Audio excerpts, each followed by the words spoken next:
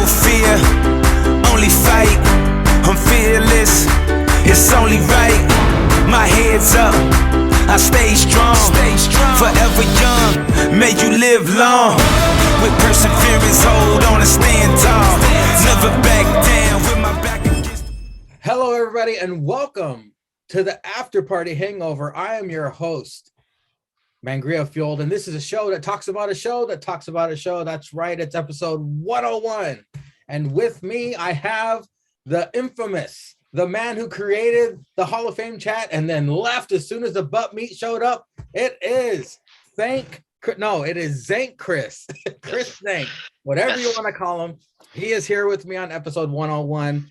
How have you been doing, my man? It's been a while since you've been on the After Party Hangover. It's been a while since the Hangover was a thing. We're back. The boys are back. How you been, my friend? I've been good. I've been doing my best to stay COVID-free and just make it through this Wisconsin winter because it's cold up here. But I do my best. I watch a lot of horror movies. That's what I've been doing, and just hanging out and spending time with my family and working, which is what I'm lucky to do. A lot of people can't even be working right now, so I'll work when I can and do what I can do. So, do they have the vaccine mandate over there, or the mask mandate over there? The masks are here in Wisconsin. You have to have them anytime you're in a public place. If you're outside, you don't have to have them. If you go into grocery stores, you got to have them on. But yeah, it's just at a point now that so many people I know are getting sick, and it's really, really weird. But, you know, it's kind of inevitable. I've seen people who are vaccinated get it. I've seen people who are not vaccinated get it. So I just do my best to protect myself and my family too. That's all you can do, pretty much. Yeah, sadly, there's a new, what did they call it in the news? A sub variant now. There's Omicron part 2 or some shit. I just saw it on the news. Yeah, over here in California, everyone's sick. Everyone's getting sick. Most of my family are sick. I thought my wife had it the other day, but she just had a stomach bug. That's a double-edged sword too, because now when you get the runny nose, everyone's like, he's got COVID, run! Exactly. You do a shoulder roll out the door. God forbid you cough. If you cough anywhere, it's like, oh my God. And I got the vaccines. I did not get the booster. My wife got the Johnson & Johnson, which really messed her up. Mm-hmm. Most of my family is vaccinated, but they all got it too. So I guess it's just inevitable. But luckily, it's not as bad as the news would believe. Right. But that's another. As long as you get vaxxed somehow, it's going to reduce it a little bit. You know, if you don't have it, good luck. You might be really sick, you know, so it's, who knows? It's like whatever helps, you know, just defend yourself against this new nonsense we're dealing with for the second year in a row. Exactly. Hopefully it doesn't cancel. Too many years. Too many years. Exactly. I'm just hoping it doesn't cancel WrestleMania in LA because Gavin Newsom is a massive pussy. Speaking of massive pussies, let's dive into the Still Real After Party episode 148, Lemony Snicketing, or what it was called, Waking Up with a Warm Cup of Boogs. I noticed Jake had changed the title of the episode. Yeah. This is the 4 a.m. episode. They did it before work. They hate the Zoom meetings because they have lots of distractions. I understand. I'm used to the Zoom meetings now. I do it constantly, but I understand what they were saying. And the audio sometimes sucks as well. They have a Ryan Dunn name drop to be in the Rumble. They're mentioning dead people. Meatloaf, too. It said celebrities are dropping like flies because they stopped the weekly podcasts. Which of the celebrity deaths were you most bummed about? Because we had Bob Saget, we have Betty White, we got Meatloaf. It's crazy how everyone. Betty White was a huge one. That was crazy. That was huge. Meatloaf was big too. I'd say Betty White probably. She was she was such a good actress. Yeah. She was amazing in everything she did, and she was such a kind person. So it's like it was such a big shocker when she passed away. Like everybody I know was just shocked by it. She was amazing. So Bob Saget too. I mean, there were a lot. There's so many people who passed away recently. It's crazy. That's so the one that got me was Bob Saget because he was a massive part of my childhood, you know. And then you got the cast members posting all these touching videos of like never before seen stuff, and I'm just like, it's getting a little dusty in here. Exactly, I understand. So big ups to Bob Saget and Betty White. This was the 4-year anniversary. Wow, Chris, of the Still Real After Party podcast. My God, 4 years. Time goes by. My whole life was consumed with this podcast to the point where there's spin-offs, there's wrestling companies. It's crazy. I appreciate every moment of Jake and Zanka though making this podcast. Yep. Zanka making people pancakes. Of course, we're getting another Zanka-ism of jerking off. Hogan. Oh, by the way, Jake, Hulk Hogan, Shawn Michaels, and Stone Cold all won back-to-back Royal Rumbles. Stone Cold did win 3, but it was 3 years after his back-to-back. Jim Carrey turned 60, which leads to a lemony snicket reference. Right. Lemony snicketing is jizzing in a cup, mixing it with lemon, and splashing it on a lady or a man. You got to give it up to these guys. They always find some way to turn something normal and make it dirty. It's funny. Yep. Which later on in the episode, they deem it sounding racist, lemony snicketing.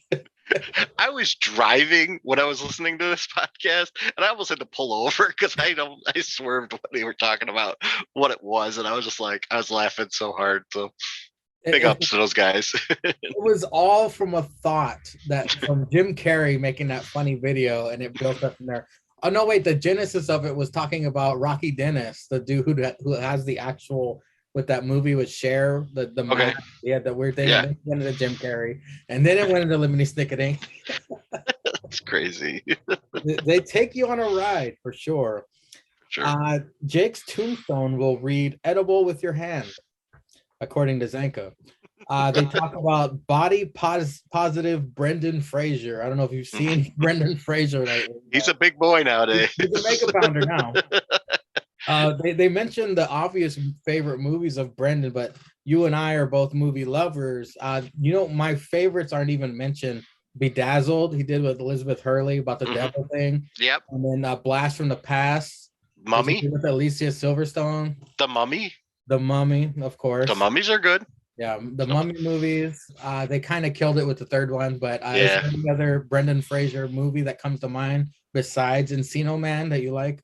I like the Mummies. Those were good, actually. But by the third one, you were right. They were kind of bad. But the first one, that's a solid movie. I actually liked that a lot. Encino Man was funny. I loved that movie when I was in my teenage years when it came out. I loved that. I thought it was funny.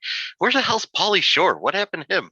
He's running his mom's comedy store because his mom passed, and when his mom passed, he kind of took over things. So now he's down in LA, running the comedy store. He tweets a lot. He goes on the Adam Carolla podcast sometimes. They make fun of him, so that's how I know. Yeah, I had no idea what he's been up to, but yeah, that was funny. He's still alive and kicking. Brendan Fraser was he in Monkey Bone as well? I think so. Yeah, I think so. I'm not for sure, but I think so. Yeah. Another classic Brendan movie. They mentioned Roddy Strong possibly leaving the WWE, and I think we both know where he's headed if he leaves, because they were saying it's pretty much a done deal. He's probably going to leave unless they offer him something great. But wow, Roddy Strong in AEW, Chris, what do you think about that? Everybody's in AEW nowadays. Everybody's there. But now we're losing people at AEW. Like, Marco Stunt's leaving. Who cares? Brian Cage, what did he do? Nothing.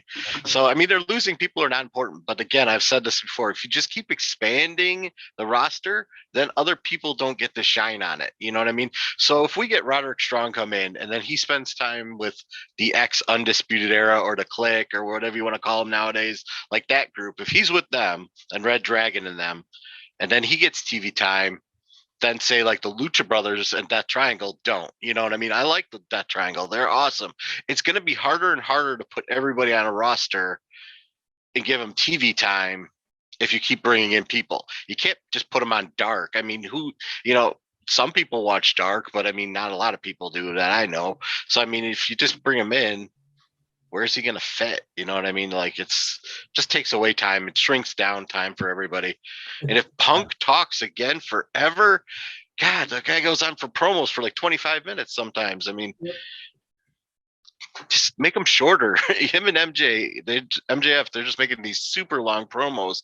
I'm just like, come on, shorten it up, guys. Get to the point, So it just takes away TV time from other guys, in my opinion. They're grabbing so many WWE guys. You might as well call it AEW WWE Light or something. Yeah. It's crazy to see how many people have left and went to AEW. It's gonna be funny when people from AEW are gonna get pissed and be like, "We're going to WWE then." Like, Right. Well, that's even like what I heard. I heard like Wardlow is kind of interested in going WWE. He'd get swallowed up there. He's not going to get any big time matches.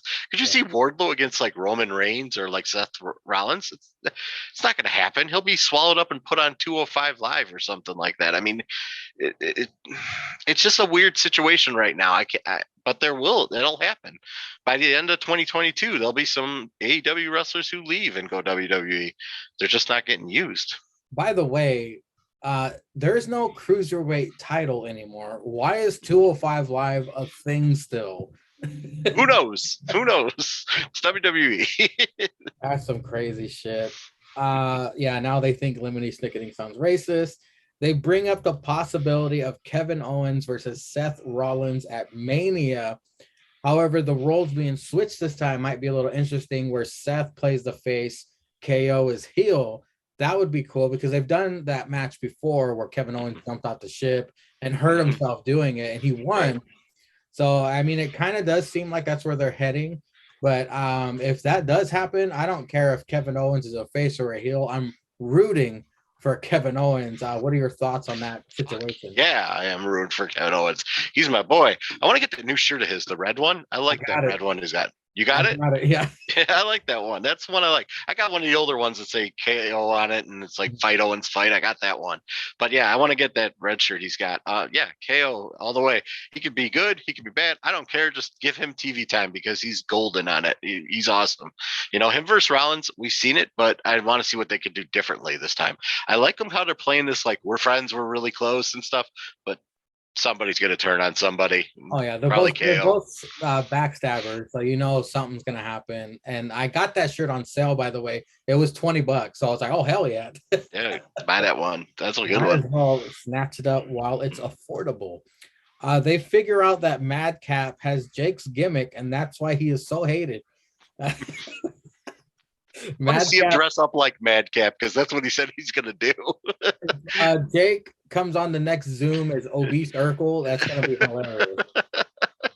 Otis looks like the bad guy from Pee-wee's Adventure. They couldn't think of his name. His name is Francis Buxton from Pee-wee's Big Adventure. I saw. Couldn't even think of it either. I knew who they meant, but I couldn't think of it. So. I didn't know who it was either. I had to Wikipedia it. He does resemble Francis Buxton. Have you seen Pee-wee's Adventure? A long time ago, ages ago. I'd have to watch it again to like know who he meant, but yeah, I don't like him without a beard. Otis without a beard is weird. He's got a big head, a really big head. That's why they call him the Thumb. Yeah, exactly. Like a bulldozer. They always call him a bulldozer on the matches. They're doing great stuff though. The Alpha Academy, they're doing awesome tag team matches. I think they're doing great with their gimmick and everything like that. And Chad Gable, man, he's like Kurt Angle light. He's like perfect. He's like Kurt Angle's son. How they fucked that up back in the day when they did the other guy as his son. That makes no sense. Yeah. But yeah. Now he's a producer and he can't wrestle ever again. Poor him. Chad Gable, I hope they strap a rocket to him soon, because even when he goes shoosh, that's hilarious. Like you said, his shades of Kurt Angle, it's incredible. Yep. They changed Ricochet's theme. I'm actually agreeing with Jake. It's horrible. Yeah. Why did they do that? The one and only. I mean, that's a hell of a. That's song. A good one. Yeah. I bought it. Yep. I bought it on iTunes. I listened to it when I went for my walks. I loved it. His new theme, I'll probably have to hear it maybe 5 or 6 more times to like it, but nothing's gonna beat one and only. When are they gonna strap a rocket to that guy? He is a constant mid-carder, and it annoys the crap out of me. Give him an IC run. Give him a U.S. title run. Give him some run. Give him something. Like, he fights so much, but he doesn't win anything, and that sucks because I like Ricochet. I liked him back when he was in Lucha Underground, but. What's he done since he's come to WWE? I think as an NXT fan, they brought him up way too soon. He could have been multiple time NXT champion. His matches were always incredible in NXT. They snatched him up. You saw the look on his face. I don't know if you saw his last match with Aleister Black. teaming in NXT, he was emotional because he knew stuff was going to change, and boy, did it change. Yes, it did. He got slaughtered by Brock Lesnar on that Saudi pay-per-view, I believe. Yeah. It's just poor Ricochet. Stuck in the mid-card, man. Stuck in the mid-card. Watch, we're going to see on Twitter in a week, Ricochet has asked for his release. Just like Mustafa Ali. That's right. Zanka mentions how tiny Adam Cole is compared to his wife, Orange Cassidy, and Chris Statlander. That's hilarious. He is tiny. He is the tiny man. So much so that Vince McMahon, what the rumor was, he wanted him to be Keith Lee's manager and cut his hair. And garbage. That's how Vince McMahon sees it. Like Ricochet, like if you're tiny, then you're going to be in the mid card forever. Adam Cole would have been ruined on the main roster. So I do agree he made the right move. And he has one of the best theme songs nowadays going. Yep. Cole made the right choice on that. What are your thoughts on Cole's size and how awesome he is? He is awesome. Did you see Dynamite already this week or not? Yep. You saw Dynamite. So you saw the lights out match, right? Yes, I did. Amazing. That was good stuff. They went all over the freaking whole arena, killing themselves. Awesome match. Awesome match. He is small though. He's like skinny small, but I think that's different because he doesn't have a high flyer moveset like a Ricochet does. You know what I mean? He's not a super high flyer. He can do some high flying moves, but he doesn't do it that much. So he's not as big as like a Moxley or a Jericho or any of the other bigger guys or any of the WWE guys that are huge. He would do to bulk up a little bit, but I guess that's just how he wants to look, and that's what he wants to do as long as he can wrestle, and he wrestles pretty decent, so I don't have any problems with his wrestling that much, so I like his matches. I wish his arms could gain muscle and his forehead could lose length. If he could get toned like a Finn Balor maybe and look cut, I don't think anybody would make complaints about him. You know what I mean? Like Finn Balor hasn't touched a carb in like 20 years. You know what I mean? The guy's cut out of granite, So if he did some toning like that, I think people would lay off him and not make so much fun of Adam Cole. But he's a smaller dude. That's for sure. What was one of my favorite parts of the Dynamite this past one is they kept showing the shot of Orange Cassidy and Adam Cole on the beach. Yeah. The lighting, the way they set that up, I was like, damn, I wish I could shoot stuff like that. That's incredible. They did that like a bunch during the show. Yeah. Yes. That was great. That was promo gold pretty much. I kept looking at Orange Cassidy's glasses to see what was in the background. I was like, can you see a camera in the background? And then Orange Cassidy is a whole nother subject we can get into because he took out Jericho, he took out Adam Cole, but then he gets murdered by Brody Lee, rest in peace. But Brody Lee destroyed his ass. I mean, maybe they still have big plans for Orange Cassidy to be in the main event. I'm not sure, but he keeps winning these huge matches, and then he's back to the mid card. Like they're like, all right, we don't need you for now. Go in the back. Yeah, he's a good face for him. Everybody loves him. He's popular beyond belief, but you're right. I don't see him going for the championship. I don't see him going against Hangman, but I also, maybe against Sammy. That might be interesting. That might be a good pairing against each other. But Sammy's such a high flyer. He'd be all over the place, and it'd be like two super high flyer guys all over the place. It could be a good match, though. I'm interested in seeing Hook destroy everybody.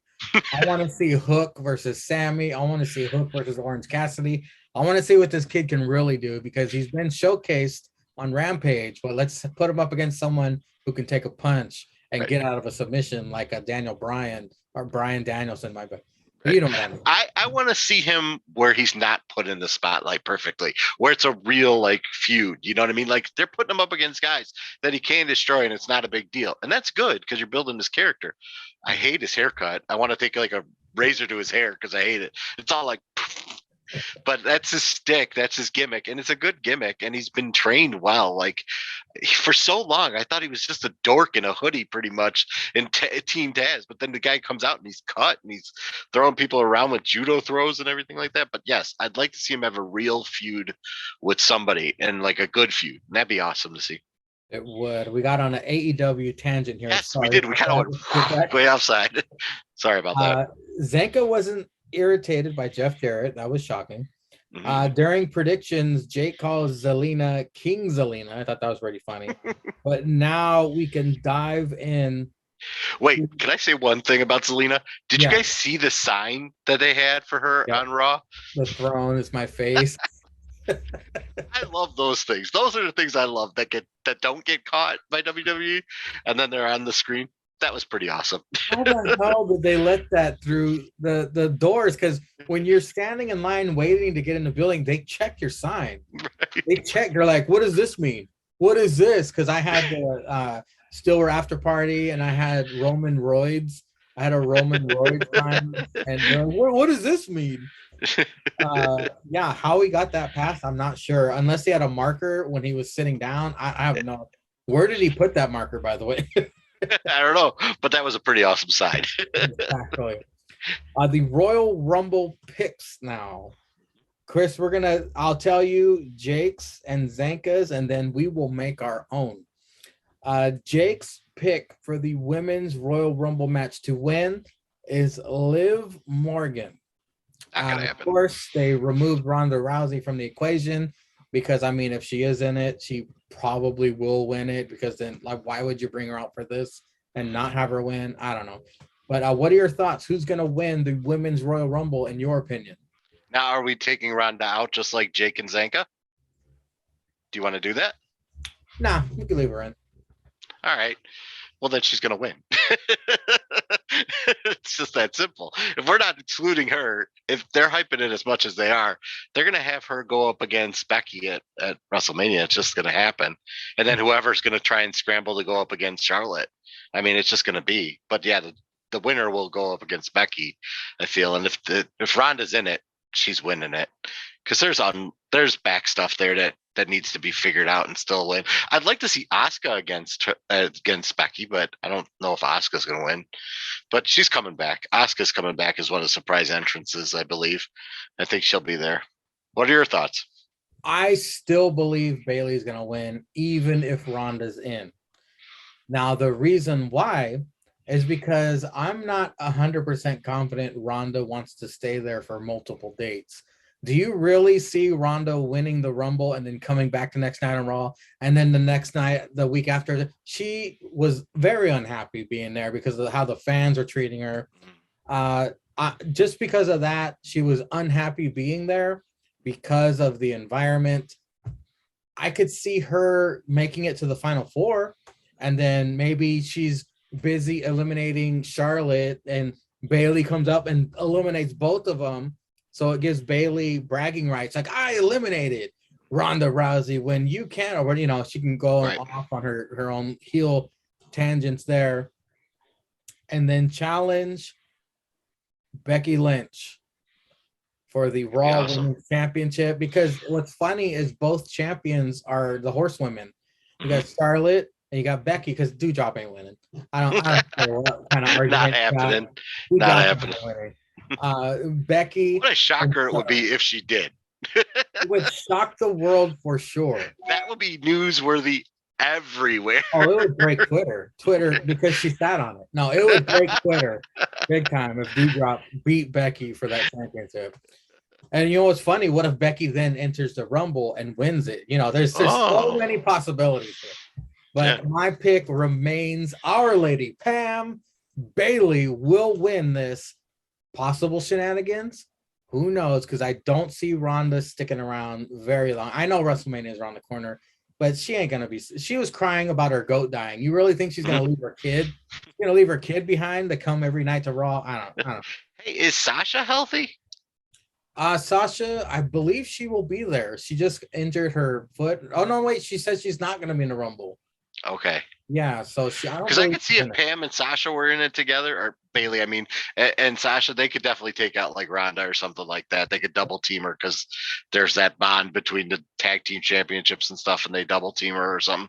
I don't know, but yeah, I just didn't know if she was going to be healthy enough to be there or not. So, and imagine if Ronda does win. Do you really think she's going to get a standing ovation from the crowd? They're going to go, boo! And Ronda's going to be like all happy and everything. I was like, you suck, boo, Ronda. And then she's going to get all depressed again. Yeah. And to just be more internet wrestling smart, smart guy here. They got 2 heel women's championships right now. So if we did have Ronda win and she's instantly booed because she's not going to be cheered like a face, then you got heel versus heel. How's that going to work? That's not going to play out good at WrestleMania in any way. So yeah, I don't know. Due to that situation, I think Becky will then become the default face. I think people will then cheer for Becky because they hate Ronda, but Becky will continue to be, you know, a mean heel to everybody. But we digress. Okay, now for the men's Royal Rumble match. This is where Zanka picked Bailey as well. Zanka picked Brock Lesnar to win the men's Royal Rumble, and Jake picked Big E. Chris, who do you believe will win the men's Royal Rumble? I want it to be Big E too. I agreed with Jake. I don't want Brock to win it. I like Brock as champion right now. He's running all roughshod on everybody. But I do agree to Zanka that I think he's going to lose to Bobby Lashley. I think there'll be some weird shenanigans there, and I think he might lose because I think they want Brock versus Roman for WrestleMania. So if he loses the championship, then it goes to Bobby Lashley. I think Bobby Lashley will hold it. Then they got to get somebody to contend with him. And I don't think it's going to be like a Drew. You know, I don't think it's going to be like him. I don't think it'll be Seth Rollins. I think it'll be Big E. I think Big E got screwed kind of with this championship loss there. So I think he'll be coming back. I would like to see some cool surprise entrances though, but you know, I don't like his new name, but I want Walter in there. I don't want Gunther in there, but I want Walter in there. But I don't know who's going to be their surprise entrances this year. So we'll have to see on Saturday. Had I been a part of the episode this past week, I would have been like, who's your special entrance? Who's going to make it in and blow everybody's mind? Gunther would be incredible. You know, him on the main roster, though, worries me because of what happened to him at Survivor Series a couple years ago. He was taken out very unceremoniously, and he's a badass. And it takes a lot to pin his shoulders to the mat. And they took him out like that, just like they took out Samoa Joe, like that. Like they take out the big guys who are threatening immediately. I don't like that. So it would be nice if Gunther would be in. But yes, I do agree Big E should win the Royal Rumble match because I think WWE is going to find some way to have Brock take on Roman at Mania. I bet. And then Big E gets his WWE Championship rematch against Bobby Lashley. And they like to make history. Last year, it was 2 black women main eventing night 1. So Bobby, Big E, black men main eventing whatever night it's going to be on. It could make history again. I think Big E, he did get screwed. He deserves that championship. He will win it back, hopefully. The fans are going to go crazy. I hope that happens. But, you know, WWE, it could be a surprise entrant who wins, or it ain't gonna be Johnny Knoxville, but that dude's gonna get messed up at that Royal Rumble. He's gonna get thrown into the first row. If I had to pick a surprise entrant, I'll say it. Everyone's gonna hate me. Cody Rhodes return. Get out of here! He is a surprise entrant. Not happening. In the Royal Rumble match, the roof will blow off the place, but he is not gonna win. They're gonna beat the shit out of him. It'd be funny. And then when Cody shows up on Dynamite the next week, he'll get booed out of the building. The heat he'd get if he did that would just be like nuclear heat, man. I swear, if he does that, that's crazy. You're a traitor. You're a traitor. Traitor. Yep. Yeah. He'd be the biggest heel in AEW if he did that. All he's got to do is just show up. But yeah. But I don't know who else they're going to be. What are your thoughts on the It couple versus the Grit couple? Miz and Maurice versus Edge and Beth, which will pretty much kick off the night for sure. I listened to both Jake and Zanka saying that it's going to be Edge and they're going to get it. I think I agree with them. I think they will win. But how much heat will Miz get if they did win? And Maurice was the one who pinned somebody. If Maurice pinned and took over the win, they'd be everybody would hate him. They instant super heels. I mean, everybody would hate their guts, you know. So I just see it. I see it going at Edge wins. I think, like they said, Beth will get the pin, but it would be interesting to see if they flipped it and did something different. Well, we are talking about WWE, and my brain is contaminated with WWE thinking, Chris. And Edge and Beth have been getting the one-upsmanship on Miz and Maurice with the bloodbath, and then this past Monday, I know Maurice Presence, yep. Maurice hit Beth with a brick, all right, but Edge and Beth have been getting the one-up on Miz and Maurice this entire time, making it seem so obvious that they're going to win. I think Miz and Maurice will win this, and then Edge will be like, the third because it'll be the rubber match because Edge beat Miz and Maurice beat Edge and Beth, and then whatever the next pay-per-view is, okay, here we go. We got Edge and Miz, the rubber match. Then they're gonna bring their children into the match. It'll be like Miz, Mrs. and their children against Edge and Beth and their children. It's a 3-year-old versus a 5-year-old at the Elimination Chamber. I do believe Miz and Maurice are going to win due to shenanigans. Maybe the brick comes back. I don't know, but we'll see what happens. I did get shut out at the last prediction, so I don't know. I probably just doomed them. Up next, Becky, Dewdrop's going to lose. Do we even need to say anything? It explodes and Dewdrop wins. No, I mean, Becky's got that. Piper will put on a good match, I believe, but in the end, Becky will win. She's still pretty green, and it's funny because she's a seasoned wrestler. It's like when she had that match with Becky and they were tag partners, what the fuck was going on? Like they were all fucked up and they didn't know what the hell they were doing, you know? I mean, Vince McMahon was in her ear. You better not mess up, you fat fuck. Up next, Brock versus Bobby. This has shenanigans. This is the fuck shit certified match of the night, I believe. Zanka painted a scenario where Paul Heyman turns on Brock, giving Bobby the win. What do you think's going to happen here in this match?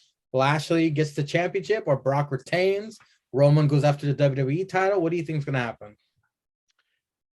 I agree with Zanka. I think it could be that kind of double swerve switch around. You know, they just made the Bloodline shirt with all the 4 of them on it, but then I think they made another shirt where they took Paul Heyman out.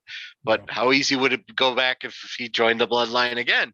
So I think he could do that and be like the tribal chief, you know, beg for his position back, and Roman takes him back in, you know. I mean, or he could just swerve on him and get some new wrestler, you know. I mean, I think Paul Heyman's done Brock and he's done Roman for a while. I think like he could get a new up and coming talent and support them and be their manager for a while. I don't know who that would be, but yeah, I do think he's going to swerve and take out Brock in some way and just be like, I've been in your corner forever and I'm done now and I'm going to be on my own. But yeah, I think Brock might get the loss here.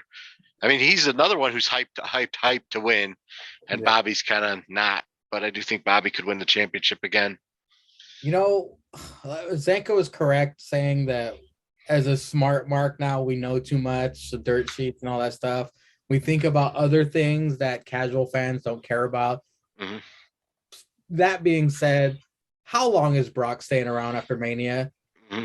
Is he really going to be, he's going to be in WWE then? He's going to stick around? Or that's what infects my thinking is that. So, yeah, Brock's losing. Brock's going to lose this championship. Did you see his flannel shirt, though? That's badass. He's got some new flannel shirt on Shop WWE, and it's got his logo on the back of it. It's blue. It's like, I think it's sleeveless, too. Like, you can order a new Brock shirt out now. He's taking Foley's gimmick. Yeah, exactly. And then Roman versus Seth. What are your thoughts on this? They both picked Roman. I mean, you can't bet against our tribal chief, but how do you think it's going to go down? Yeah, it's going to be a good match. Both of them can go. How is it going to end up? I'm not sure because you're not going to have the Usos. They're gone. So do we make Roman dominant and just have him win? Or is there some weird like DQ win? But then that doesn't even settle anything really if it's a DQ win. So yeah, I don't know. I think Roman's gonna get beat up most of the time, and then I think he'll come back, and then I think you think Seth's gonna win, and then something will happen, and Roman will come out with like a second wind of super tribal chiefness and just kick his ass then and do Superman punch and win. So that's what I think. There's 2 scenarios. that I have, and one that Jake had mentioned, KO turning on Seth, costing him the match since the Usos aren't going to be there. Paul Heyman, who knows what he would do. But you forget, let me put my NXT hat on. There's a third Uso. The new one. Uso in WWE altogether. It's Solo Sikoa. Mm-hmm. Hey, the Usos are banned, but Solo isn't. He's just an Uso like light. Hey, I got a little beef with him too. Like, I hate when WWE does this. They put makeup on guys. Yeah. You know what I'm talking about, right? With Solo Sikoa. Coming up on this week's tripod. Believe me. You guys are just going to butcher him. I mean, I was watching it. I'm like, why did they put this on his face? As soon as they put that burn mark on his face, I'm like, really? Does he really look burnt? No, he's not really burnt. And then they put him in a match with it burned on, and then it falls off. I'm like, what? I'm like, am I just supposed to think he's miraculously healed? I'm like, how fake did that shit look? You know, they shot themselves in the foot with that one. Someone backstage is like, "Oh, it'll look cool. It'll look cool. Just do it. No, just do it. Don't ask for permission. It'll just stick on. It'll stay on. You know." The Solo's like, you know, he does this promo with the big burns and they're like, "Oh, he has a match this week. Next week, yeah. We just showed now I got to put it on next week too." So then it falls off halfway through the match. Yeah, he had to commit to it, and it's just like, oh, here we go. I don't know. I'm just fantasy booking here with the third Uso, but you know, like they say, anything can happen in the WWE. Anything. So during the Instagram questions, I had asked if there would be a shutout punishment where you would eat the one chip challenge, which is incredibly hot, or wear a shirt all day that says loser on it. And Jake threw a hissy fit and he goes, "Well, how would that play for the listeners? How would that play?" It would play for the listeners for the story. I had to wear this shirt all day. People were asking me, why are you wearing a shirt that says loser? He can then be humiliated and to answer it. And the one chip challenge, he could eat it on the air, and then we can hear the misery in his voice for the remainder of the episode. Think, Jake. In the beginning of the episode, so the whole episode he's brutalized. That's right. I mean, tell your hamster to pick up the speed in your brain wheel, sir. Come on, Jake. We all will pick the blue pill, Cynic. And if you're watching it, you know what I mean. To which the LOL line of the podcast, they asked if your ass could call somebody, who would you call? Who would your ass call? Zanka said, my ass would call Jake's AIDS doctor. That made me laugh very hard. And the last thing we can talk about this episode, they brought up The Peacemaker, which is on HBO Max, starring John Cena. Have you seen this yet, Chris? Yes, and it is hilarious. I just started watching that like last week, and like in the first episode, you see buck naked John Cena, and I'm like, what the hell? Like, this is not kid friendly at all. Yes, I have watched it. I like how John Cena is going like in different routes of his like character work in movies and such like that. It's a pretty decent show, actually. I kind of like it. I'm looking forward to the newest episode. But yeah, it's kind of a weird sci-fi superhero show. You know, got some aliens in it and stuff. But yes, buck naked John Cena too.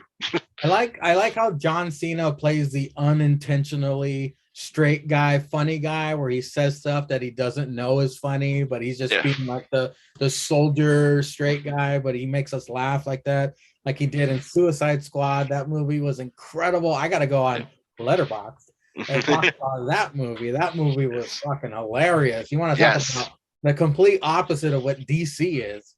Right. That's what this movie was. Suicide Squad was awesome. Peacemaker, I don't know when every new episode drops, but I'm going to be all over that. We watched, we loved it.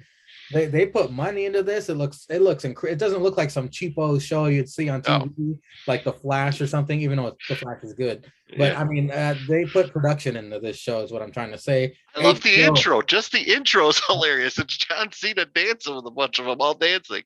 And then there's an eagle. I mean, the eagle is with his pet is hilarious. And fun trivia fact, John Cena's first movie was The Marine. He played the Marine. The villain in the movie was Robert Patrick. Oh, Who's now playing his dad in The Peacemaker. I thought that was pretty cool. I told my wife that. She goes, "Would you shut up? I'm trying to watch this." Shut up. Quiet. John Cena's naked. Well, ZankChris, we made it to the end of a hangover. Go ahead and plug your Letterboxd or your Instagram, whatever you want to plug. You don't want to plug anything, it's fine. Take us out. I watch a shit ton of movies. I watch so many movies, and if you're ever interested in watching or seeing what I check out, which is a lot of horror movies and some other bad movies, just check out Letterboxd without an ed. It's letter BOXD, and then look my name up. It's Big Znak, ZNAK. That's an old nickname I had from high school, and I track my movies that I watch and I rate them, and that's pretty much where you can check me out if you want to. That's it. I'm trying to pull up your profile right now. I'm on it. I also have my Instagram, which is ZankChris. I used to post movies there, but then it just got easier on Letterboxd. So I mostly use Instagram now as like the chat. So talking about that. Well, let me turn off the background here real quick. And I can show everybody at least what Letterboxd is. It's a fun app that you can use to review movies that you've just seen. It's Letterboxd. Yep. You can find spell it out again. Yours? BIGZNAK. Big Znak. And me, I'm under Mangria. I'm new to it, but I will be using it. We both love movies. We could probably do another hour on horror movies of this. For sure. So I appreciate your time, sir. Thank you for joining us. Everybody tune in to the Royal Crumble and APPW happening this Sunday, where this man right here has a APPW championship triple threat match against Julius Caesar and Jake the Snake Roberts. Yeah. Snake. Thank you, everybody, for watching. Thank you, ZankChris, for joining. And until next time, ladies and gentlemen, all hail our Lord and Savior, Jesus Christ.